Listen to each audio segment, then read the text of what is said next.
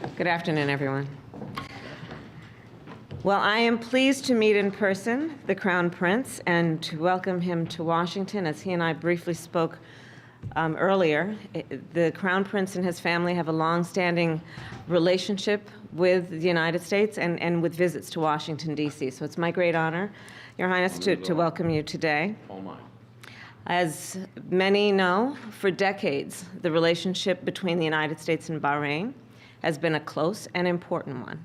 For the United States, we have valued the relationship on many levels, including that Bahrain is a security partner with the United States and has been host, to that end, to the Fifth Fleet of the U.S. and the U.S. Naval Central Command. Bahrain is also a major ally to the United States, and in particular, a major non-NATO ally. And we have appreciated the strength of that relationship, including in the context of current events.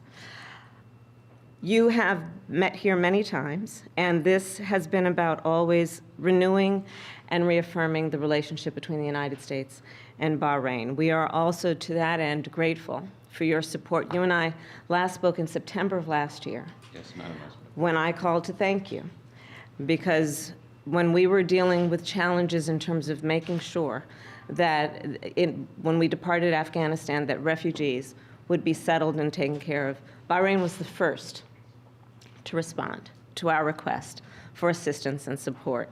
And so we continue to thank you and the people of your country for doing what you did, which was to act immediately and in a way that had direct impact on so many people. And today, then, we will continue the work that we have done together as our two nations, work in partnership. Today, we will have a discussion about many issues, including the tragic situation in Ukraine in terms of Russia's aggression. We will talk about the challenges posed by Iran and our collective and joint priority around making sure that they do not attain nuclear weapons.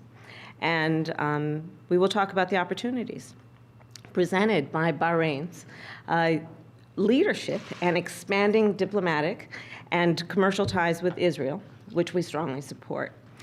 So I'm pleased also, as the head of the Space Council, to announce today that Bahrain has joined the Artemis Accords, which is a very important partnership, international partnership, which will be about looking toward the future and the work that we have traditionally done together in the interest of security, but also mutual prosperity, but continuing that work in a way that also will be to establish international norms and rules as we go forward. So with that, Your Royal Highness, welcome and thank you. Thank you, Madam Vice President. That was a comprehensive introduction. I am so pleased to be back in a town that I still call home, and to reaffirm, as you said, the relationship that exists between our two countries. We have had formal diplomatic relations for over 50 years, and we've had a relationship with the U.S. Navy for over 75.